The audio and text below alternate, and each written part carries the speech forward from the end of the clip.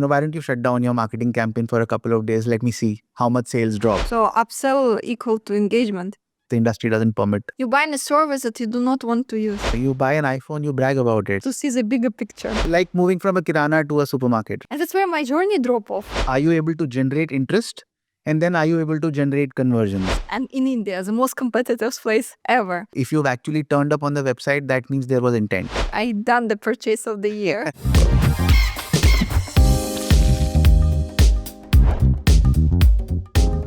Welcome to our next episode of Instant Influencer Podcast, and today we have a very special guest, Jain, who is a CVP and head of D2C business at Max Life Insurance and responsible for almost everything from acquisition to engagement and product CX, almost everything, the whole user journey.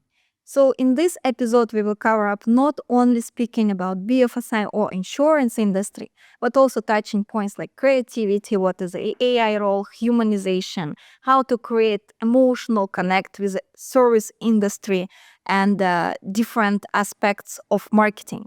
Thank you so much, Samir, for joining me today. Pleasure to host you, and my cordial congratulations on your latest promotion.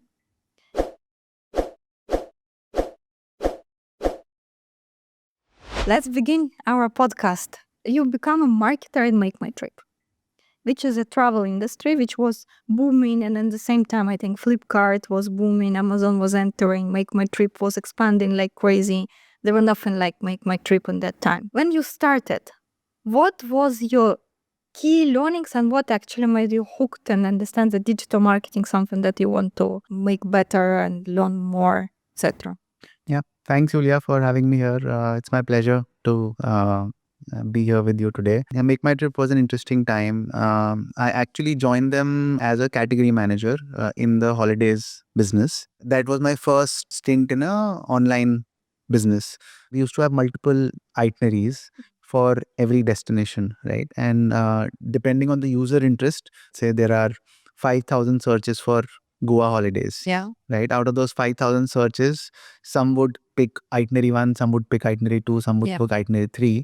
And then depending on how many people viewed an itinerary, there'll be a conversion ratio of how many. What is the best package? What is the worst package? Yeah. So are you able to generate interest?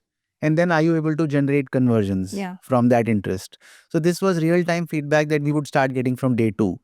So that actually got me really excited because just the power of real-time consumer feedback. And that's what got me interested. That's when I moved into a more entrenched role in digital marketing in MakeMyTrip, which was basically the similar of what a store manager does in a Reliance retail or a Big Bazaar or any other retail market. So you have a store manager for every online website. Yeah. So that was the role that I was playing. And it was a very interesting role because then we had to decide, how will the homepage look like? What are the kind of propositions we will show to the users? Basis your previous history, could we give you some recommendations? How could you personalize the offerings for you and maximize revenue per footfall?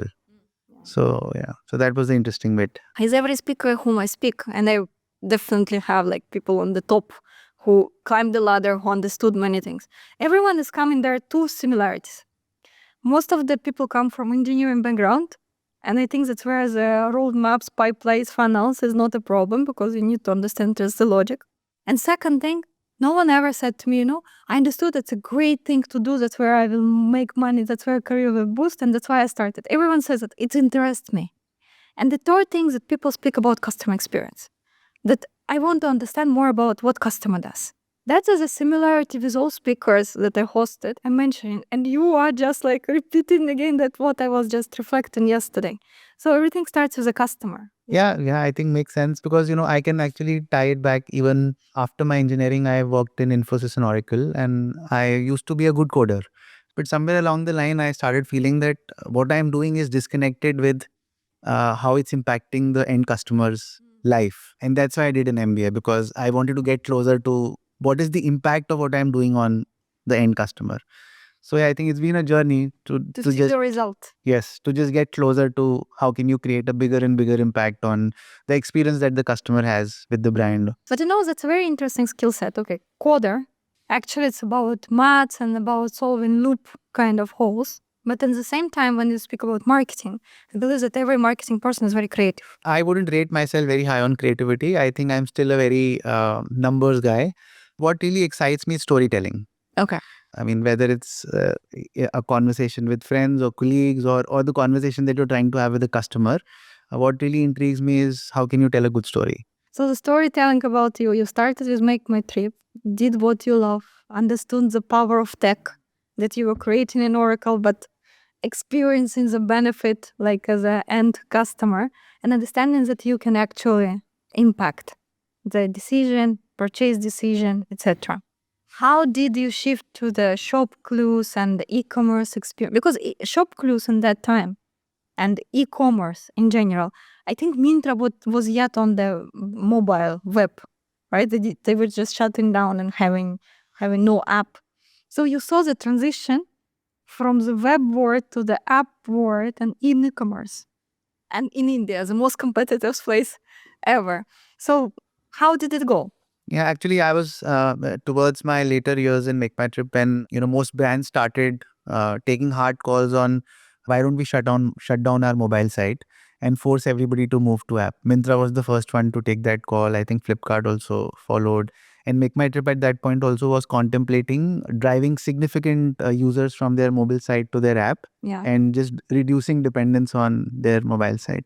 So the key learning out of whatever happened through that phase was that you cannot choose where your customer will engage with you. You have to be at every platform wherever the customer is, right? A brand cannot decide I will shut doors on one platform and open only on the other platform. So I think that's what everybody realized after that time. ShopClues was an interesting space because at that point in time, Amazon and Flipkart were primarily focusing on tier 1 customers and big brands, national big brands. Nobody was trying to look at small, unstructured products and categories and catering to the masses, the larger India. And that's where ShopClues entered. And they started with a great story. They raised good capital. So that's when I, got really excited because Make My Trip, while was a very interesting space because it was in travel, the number of categories or number of products that you were offering to the customer were limited. Whereas on an e-commerce platform, you have like 17, 18 categories and every category has subcategories. And so the number of products that you're offering to the customer is...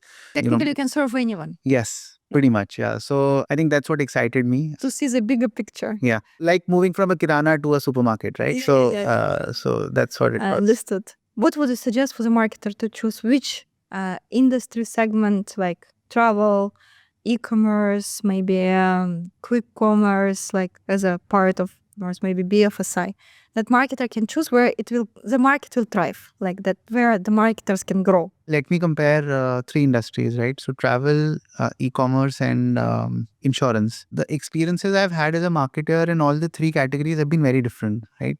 Travel is more visual in nature, where you're able to tell a story through pictures and videos. E-commerce is more about, capturing that customer pull through sales, promotions, values that you're offering to customers, making those events big, larger than life. Insurance is a very different category where it's all push. There's hardly any pull in this category, right? So nobody is waking up in the morning thinking, okay, let me buy an insurance policy. So you actually have to do a lot of hard work as a marketer to address the awareness and consideration phase before the customer even actually starts thinking about buying a plan. This has been the hardest industry. I also feel this. Yeah. So it's the most challenging and the hardest industry. And hence, you're also valued that much more as a marketer because, I've been part of those conversations where in Make My Trip and ShopClues, leadership would say, why don't you shut down your marketing campaign for a couple of days? Let me see how much sales drop. And we were so scared of that conversation because we knew, that sales will drop, but it's not going to go from 100 to 50 or 60. Probably it'll go from 100 to 70 or 100 to 80 if we shut down marketing for a few days. Because there was significant amount of pull in those categories, any which ways. Whereas here we know that, if the marketing stops working, the business significantly scales down. My personal journey, the reason I, moved from e-commerce or travel to insurance was because of the fact that it was more challenging. I would learn a different facet of marketing because there are no promotions, no sales that happen in insurance, right? You can't do any frivolous conversations or false promises to the customer. We cannot say Diwali sales and save 2 less versus 1. I know. Yeah. It's not possible. Correct. But I completely agree. It's the most challenging. It's where the push needed. In insurance also what I feel, and I would like to hear your opinion, is there's a lot of social, which we touched, no sales, no under promise, right? Or no fair treatment, etc. There is a lot of social regulations. How do you think why? Why does it exist? What is here for the customer with this social regulation? What is here for the company with the social regulation? What is a root problem that this appears, right? Because it's the most regulated industry. Initially, when I joined this industry, I used to hate regulation, because the speed at which you can create new creatives, bring new stories to market. A lot of times, you'll hear no from colleagues inside the organization. No, we can't do this. The industry doesn't permit this, right? The initial phase was a little bit frustrating for me. However, as I've spent more time in the industry, I've realized that there's no other way to run this business, because if we do not regulate how we sell what we sell, historically we've seen, right, insurance was missold. And that's why we've eroded the trust with the customer over a long period of time, because the feet on street agent, through which our parents have bought insurance, most of those insurance policies are missold. Right, you only give 20 to 30% of the information of what the person was buying, and after they bought the product, they realized, okay, whether I need it or not is a different conversation.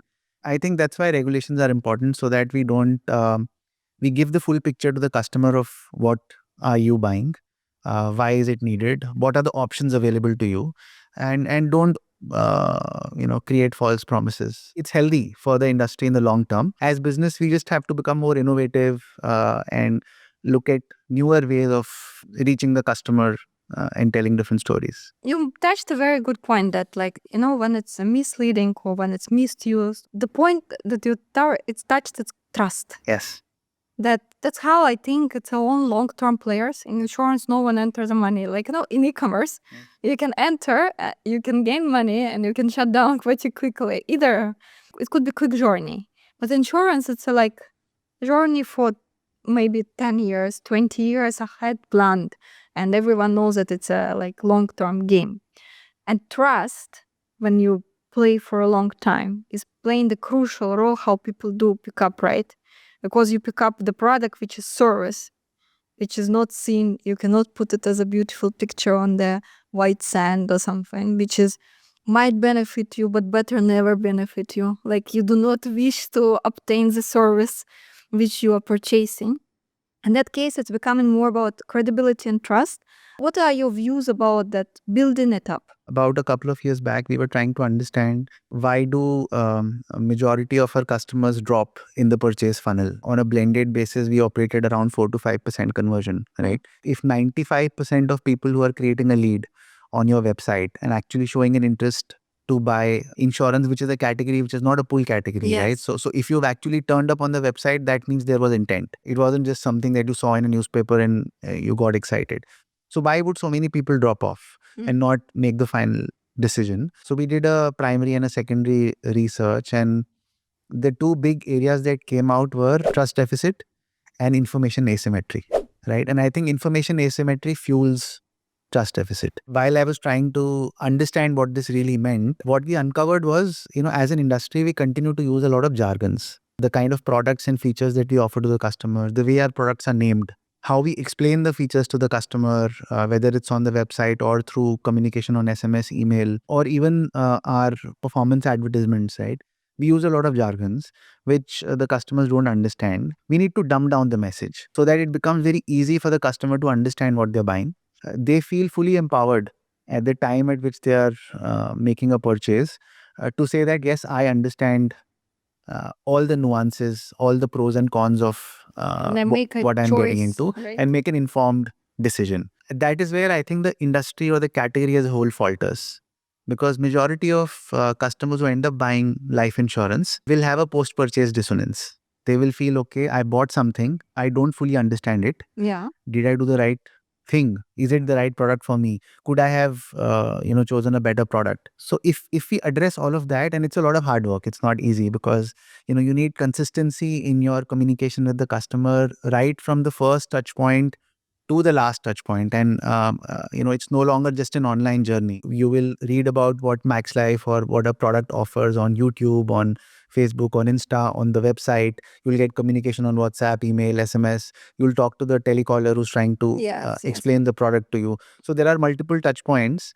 As a brand, we need to ensure that there is consistency of communication and information to help the customer make that decision. You think that transparency and the whole kind of communicational content journey, let's call it that way, is very straightforward? That's what builds trust? Yes, yes. So simplicity and transparency and consistency of communication will... But then where innovation plays a role? Because you cannot keep doing the same things, right? Yeah, of course. I don't think that the two are competing with each other. You can still innovate. For instance, we've seen in the last couple of years, majority of our performance ads on Meta have now moved to Reels-like content, right? Earlier, we used to do a lot of traditional branded content, right? So a film that is made for TV, we'll have a smaller version for TVC kind of for digital, right? Reel. Or we will have statics or GIFs.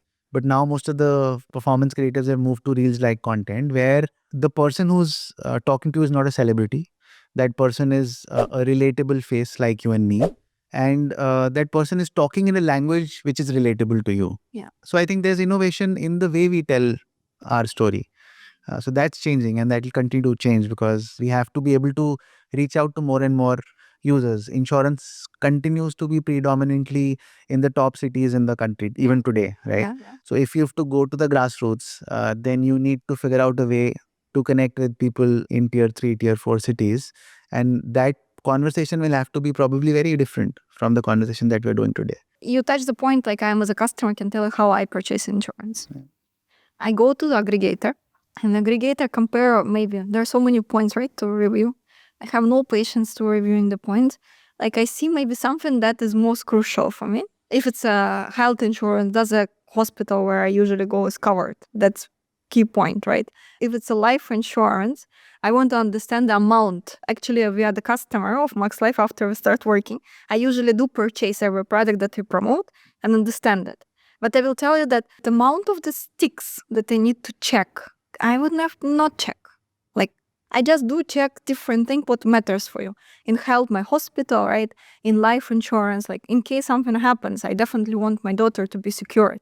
Then I know what kind of amount for me considered be secured, right? So I want this amount that I'm trying to understand where I invest how much and how much will be here leftover. That's a killer picture for me. Yeah. So in that case, it's explanation to me, and people do buy same way, right? 2 ticks you checked, and after it's the other 25, what's there? Is it really necessary? Is it important? And will it be read by anyone? You never know. But to build loyalty in your niche, I really don't know, because you don't have any emotional connect to the brand. How personalization plays a role in insurance? Because I think it's a very missing part. You actually touched upon two very critical points. One, most customers don't have the patience to go through all nitty-gritties of the plan that you're offering.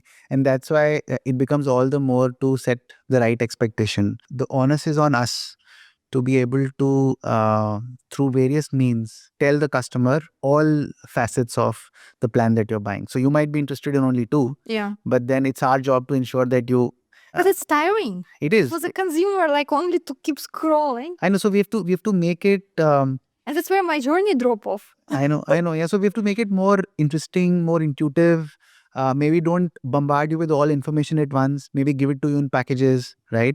Explain 2 features at the beginning, 2 features at the end, something towards the payment stage. But yeah, again, the point is that it's our job to make your buying journey simple, as well as give you all the information that you need. So that's the important part. The second was, I just missed the second point. Maybe something about loyalty. Loyalty, yeah. What we realized was, while we built a large online business, and most of the customers who are buying online are not interacting with any physical agent or not having any physical interaction, we also realized the same thing, that the human touch is missing, right? There's no relationship that we're building with the customer. It's purely transactional, and it's not even a product, it's a service, right? So there's very little for the customer to experience as far as the brand is concerned. And hence, we are now trying to have some bit of relationship being added to the buying process. We started assigning relationship managers to every customer who's trying to buy a plan, so that not only will they help you understand the nuances of your product, they will help you fill the long form that you have to fill. You have to get your medicals done. You have to upload your documents, right?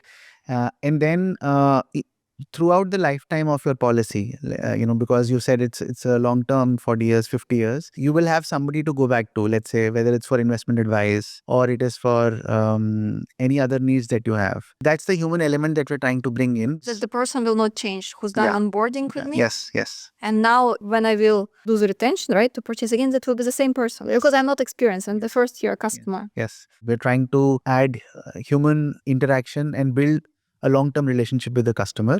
I think that's needed, because otherwise, as you rightly mentioned, there's no loyalty. It's a transaction for the customer, and there's no reason for them to, if they're looking at another product or another service, there's no reason for them to come back to you.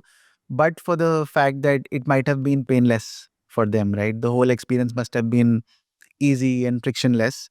But otherwise, there's no such loyalty. You buy a service that you do not want to use. Yeah. That's the most funny thing. I don't want to experience it. And you cannot brag about it also, right? So you buy an iPhone, you brag about it. Yes. You will show it to your friends. But if you buy a life cover, you're not going to talk about it. Maybe just with your close family. It's not something that you're going to talk with your friends about. So, or sit on the table in the bar and say, I done the purchase of the year. I know. On your recent role, what I've seen in the changes, that what is added, customer retention, right? How do you think from the marketing perspective, how the funnel shall keep moving in retention? You cannot do discounts and stuff like that. What is the retention here? You rightly pointed out, there's not much engagement, right? So once you bought a plan, there's no reason for you to keep engaging with the brand.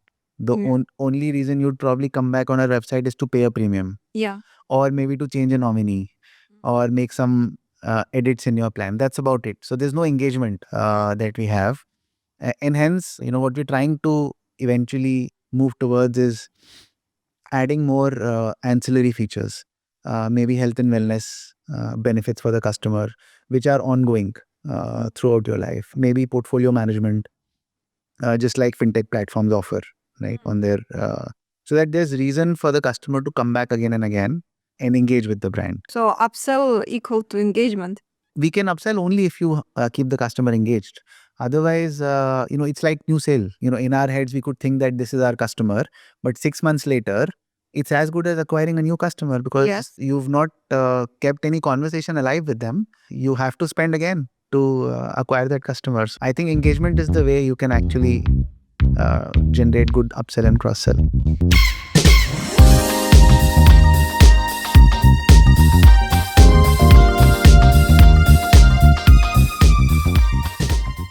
We can't continue to just rely on traditional marketing. If you build a funnel which works, don't touch the funnel. Funnel will never remain same. Nice script. What makes headlines is controversial statements. You diluting the trust. You will have to understand the nuances of the product. How to prevent customer from scam? Social continues to be very big. We need new channels. Till the lead stage, the creative is a blockbuster. New reach, new traffic. You could take wrong decisions. Keep the trust level on the top. Maybe AI proves us wrong.